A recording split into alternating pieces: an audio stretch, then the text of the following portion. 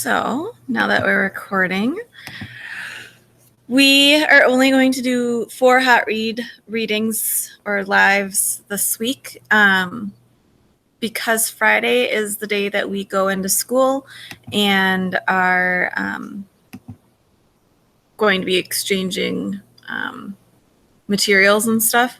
So that's going to be an issue if we try to do both. So we're only going to do today through Thursday, and then Friday we won't do a live reading, and then Monday and Tuesday I'll finish up.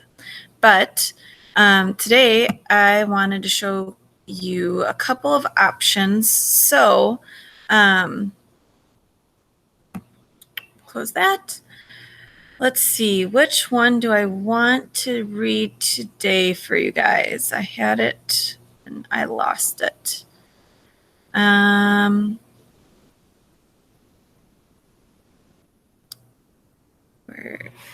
did it go?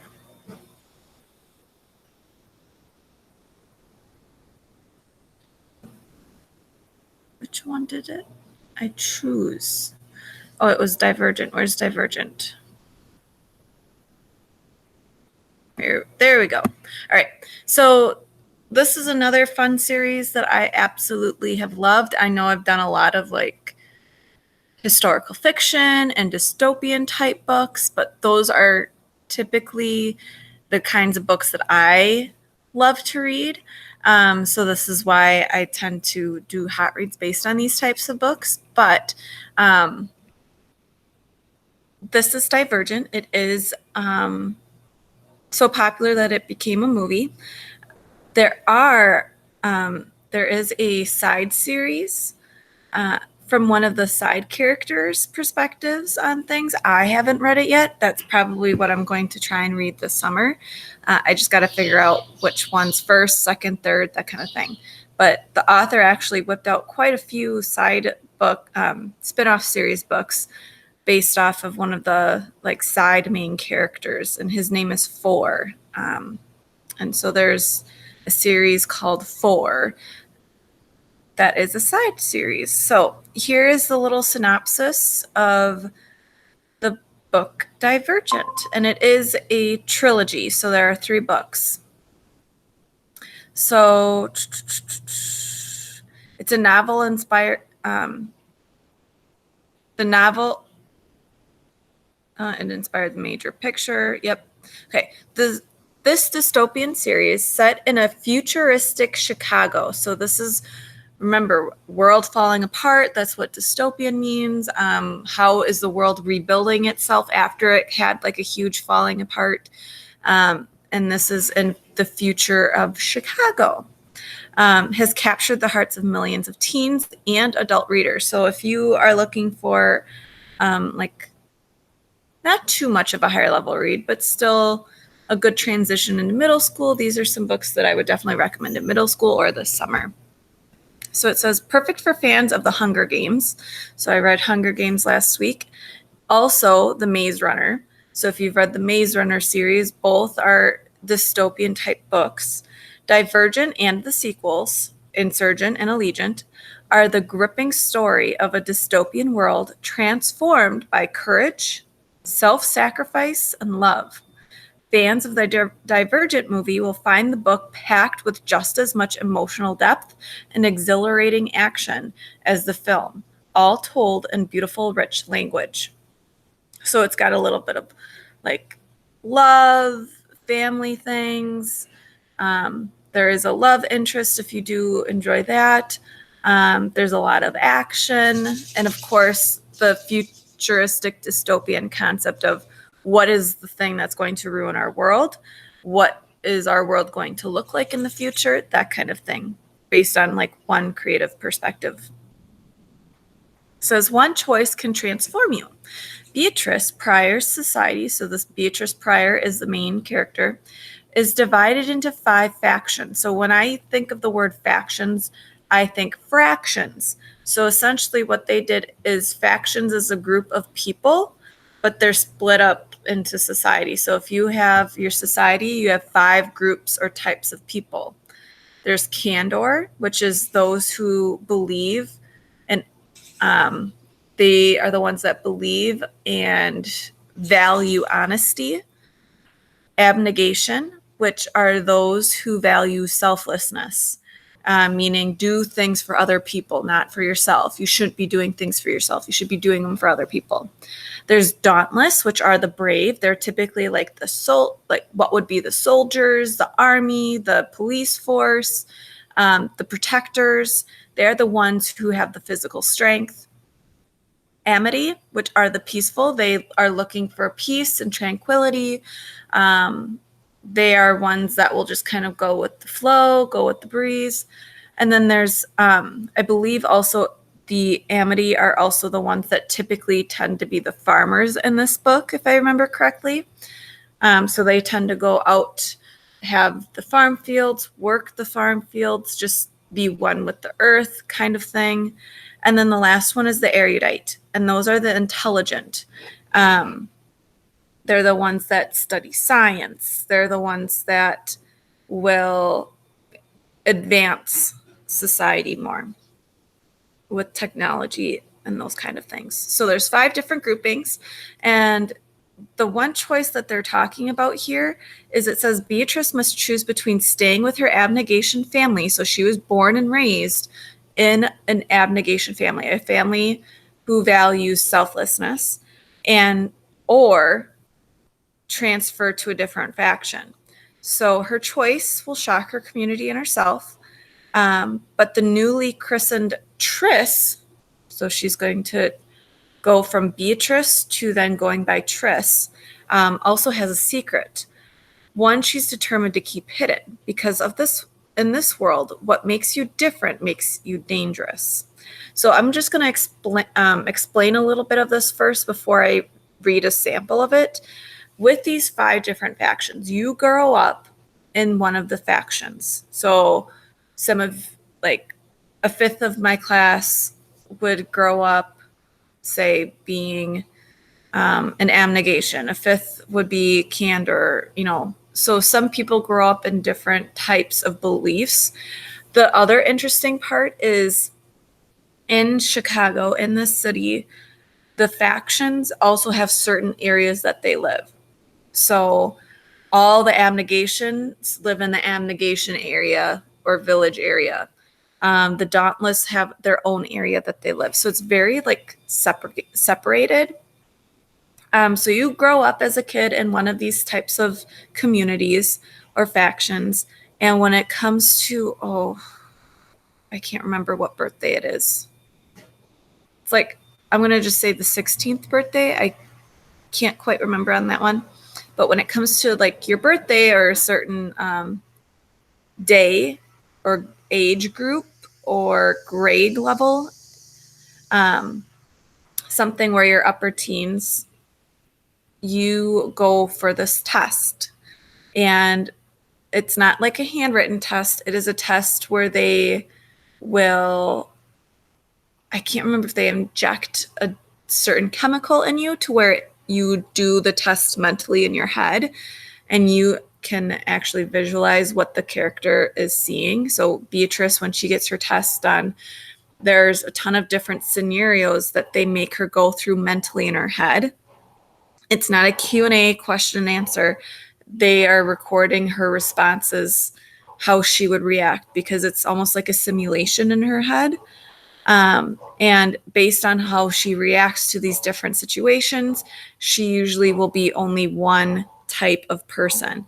So maybe she's one that will help others before herself. So in that case, the test result would say, oh, yep, you are abnegation. Like, this is what you could be. There are some that will respond to the scenarios with brutality and force and strength. And then that test results would say, oh, yep, you qualify as a dauntless. Well, Triss or Beatrice, her issue is that she qualifies for more than one area. And the person that gave her test said that this is extremely rare and it's very odd. And as we can see with this last line, Because it is odd, because it is different from the rest of society, society views these types of people that qualify for more than one faction as dangerous, and they label these people as divergent. Thus the name of the book. So with that in mind, she has to decide when it comes to the decision ceremony which one she's going to go with. She can't tell her family that she qualified for more than one area.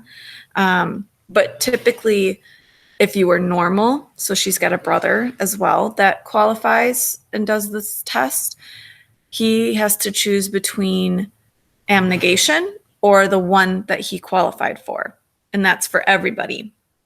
Beatrice just has an extra abnormality because she qualified for multiple areas.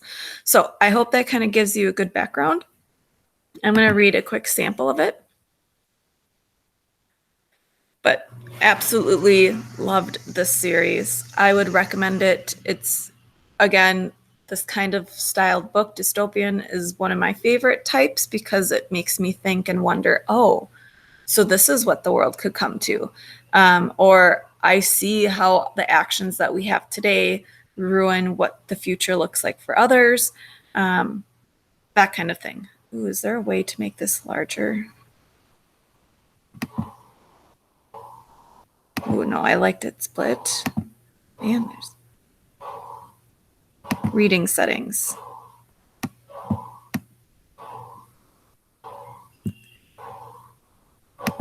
Okay, that's a little bit better. All right. So, chapter 1. There's one mirror in my house. Remember, she grew up abnegation, selfless. There's one mirror in my house. It is behind a sliding panel in the hallway upstairs. Our faction allows me to stand in front of it on the second day of every third month, the day my mother cuts my hair. So she's only allowed to be in front of the mirror for one day every 3 months. And that's only for a haircut. So that kind of shows you the type of selflessness they have. It's not about you. Don't be looking in mirrors. And it makes you focus on the outward. I sit on the stool, and my mother stands behind me with the scissors trimming. The strands fall on the floor in a dull blonde ring. When she finishes, she pulls my hair away from my face and twists it into a knot. I note how calm she looks and how focused she is. She is well practiced in the art of losing herself. I can't say the same for myself. I sneak a look at my reflection when she isn't paying attention. Not for the sake of vanity. So vanity is like being vain, meaning it's all about you, which is the exact opposite of what abnegation stands for. But out of curiosity, a lot can happen to a person's appearance in 3 months. In my reflection, I see a narrow face, wide round eyes, and a long thin nose. I still look like a little girl, though sometime in the last few months, I turned 16.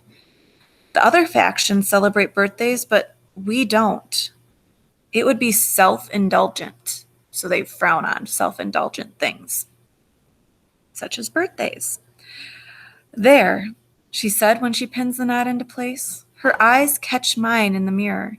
It is too late to look away, but instead of scolding me, she smiles at our reflection. I frown a little. Why doesn't she reprimand me for staring at myself? So, today is the day, she says. Yes, I reply. Are you nervous? I stare into my own eyes for a moment. Today is the day of the aptitude test that will show me which of the 5 factions I belong in. And tomorrow, at the choosing ceremony, I will decide on a faction. I will decide the rest of my life. I will decide to stay with my family or abandon them. So you cannot, if I remember correctly, once you choose your faction, you can't go back and revisit your old faction if you choose to abandon your current one. So that's one of the other things that makes a heavy decision. And they only get, it looks like 24 hours to make that decision, being only 16 as well. No, I say, the tests don't have to change our choices. Right, she smiles. Let's go eat breakfast. Thank you for cutting my hair. She kisses my cheek and slides the panel over the mirror. I think my mother could be beautiful in a different world. Her body is thin beneath the gray robe. She has high cheekbones and long lashes. And when she lets her hair down at night, it hangs in waves over her shoulders.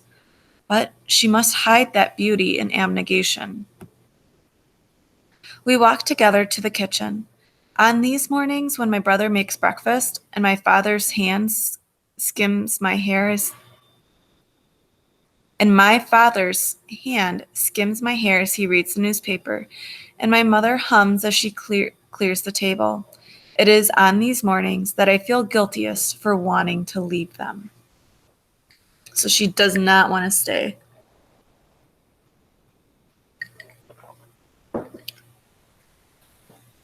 The bus stinks of exhaust. Every time it hits the patch of uneven pavement, it jostles me from side to side, even though I'm gripping the seat to keep myself still.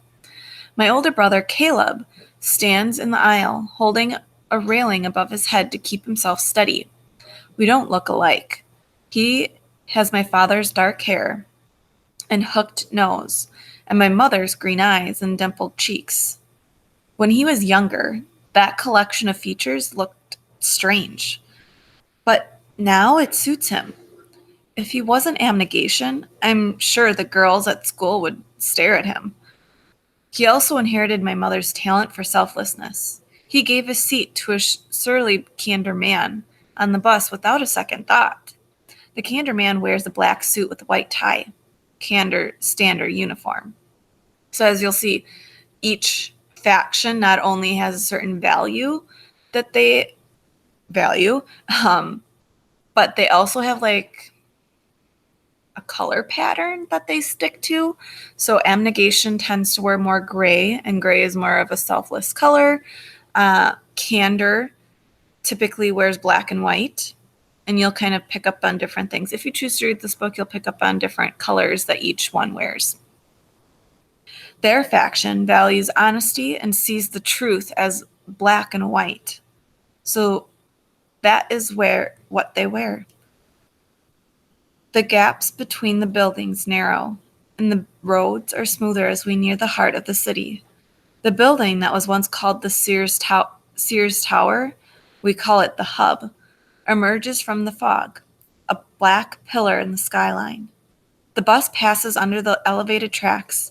I have never been on a train, though they never stop running and there are tracks everywhere. Only the dauntless ride them.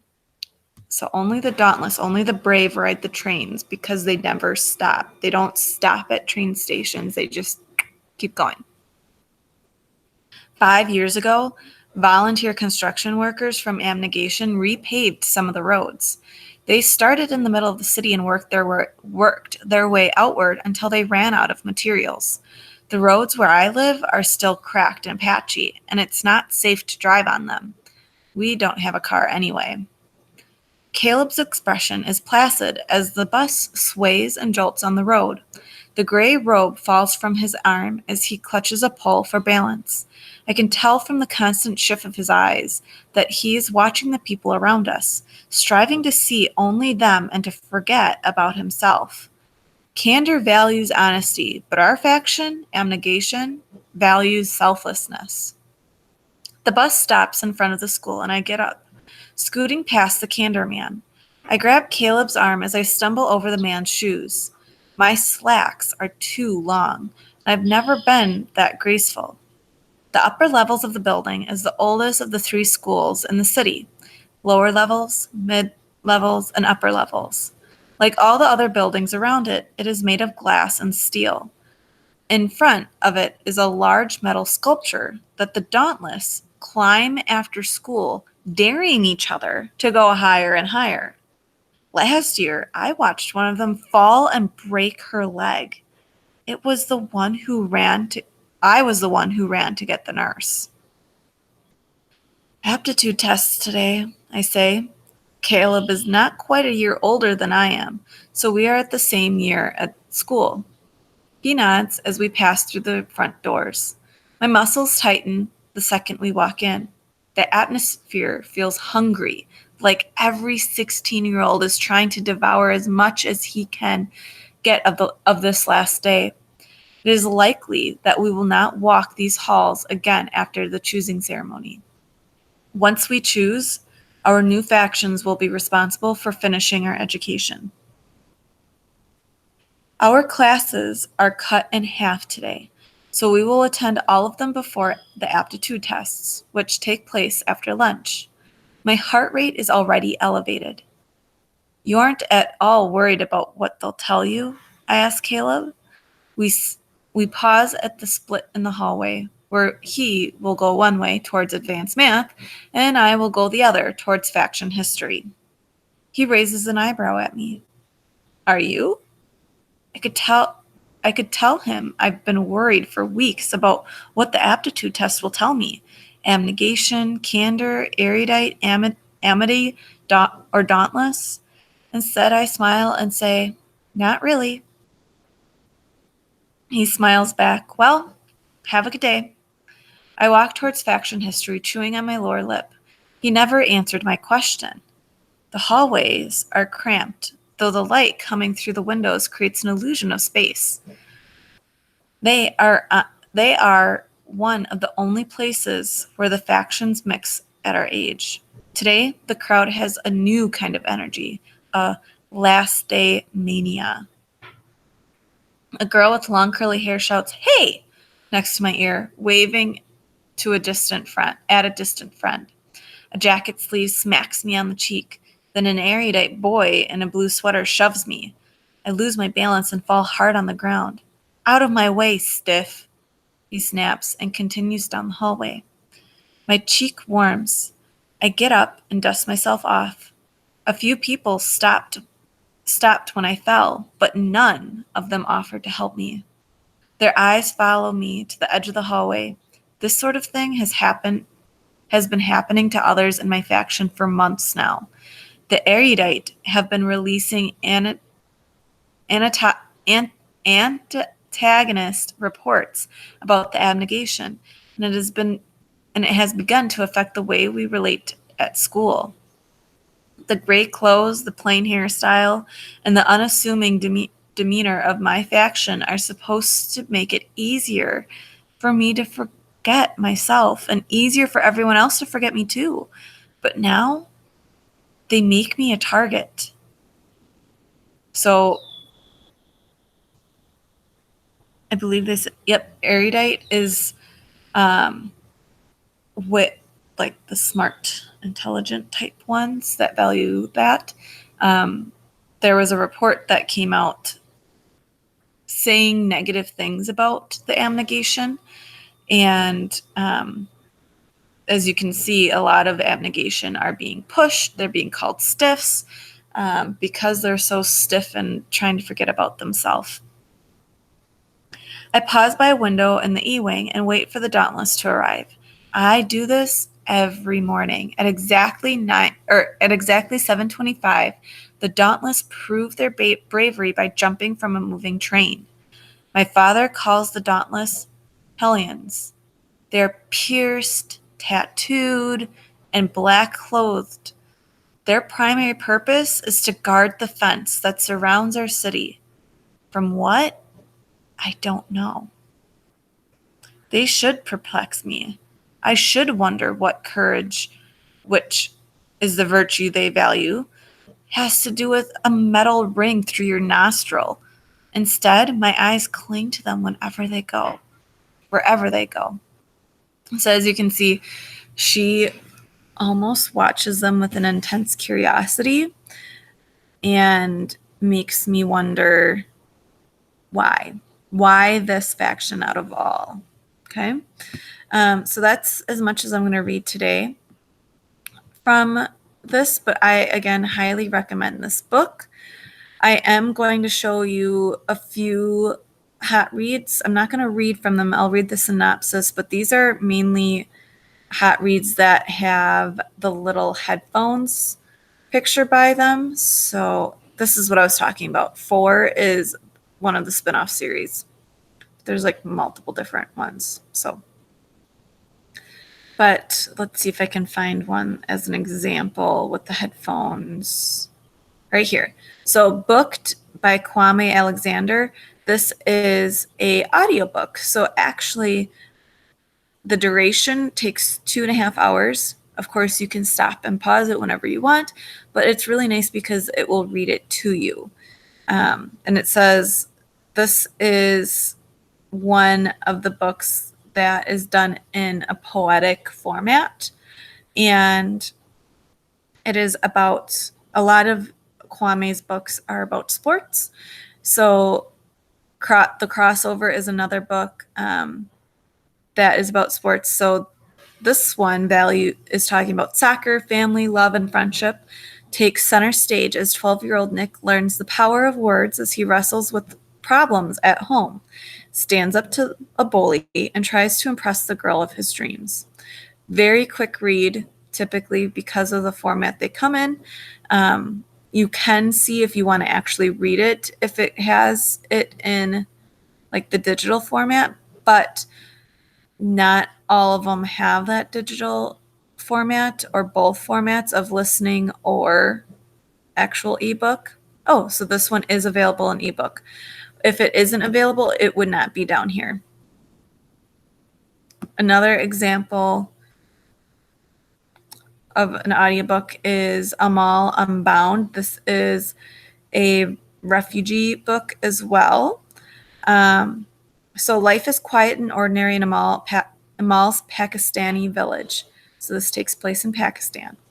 But she has no complaints, and besides, she's busy pursuing her dream of becoming a teacher one day. Her dreams are temporarily dashed when, as the eldest daughter, she must stay at home from school to take care of her siblings. Amal is upset, but she doesn't lose hope and finds ways of continue learning. Then the unimaginable happens. After an accidental run-in with the son of her village's corrupt landlord, Amal must work as his family's servant to pay off her own family's debt. Okay. Life at the opulent Khan estate is full of heartbreak and struggle for Amal, especially when she inadvertently makes an enemy of a girl named Nabila. Most troubling, though, is Amal's growing awareness of the Khan's nefarious dealings. When it becomes clear just how far they will go to protect their interests, Amal realizes she will have to find a way to work with others if they are ever going to exact change in a cruel status quo, and if Amal is ever to achieve her dreams. So actually, it's not quite a refugee book, but it is one that takes place internationally and is focused on other cultures. So as you can see, this is only an audiobook. When you scroll down, it does not have that ebook format. I'll do one more audiobook recommendation. Try and do one that I know does not have an ebook as well. So this is Rules. This is an audiobook as well. So Rules is a tender look at the frustration, struggle, devotion, and hope experienced by families with autistic children. Catherine, a 12-year-old girl with big responsibilities, loves her autistic younger brother, David, and makes lists of rules she thinks will help him get by. But she often feels that her parents, focused on special care for David, forget that she exists too. This sensitive story is about being different, feeling different, and finding acceptance. So, really good emotional read. One that helps you create empathy, or if listening, I should say. A lot of focus on what is it like to be autistic, or relate to someone who's autistic. What can we do to help those who are autistic? How can we treat them the same, but also care to their needs? So really good recommendation there as well. But that's it for today. Stop recording.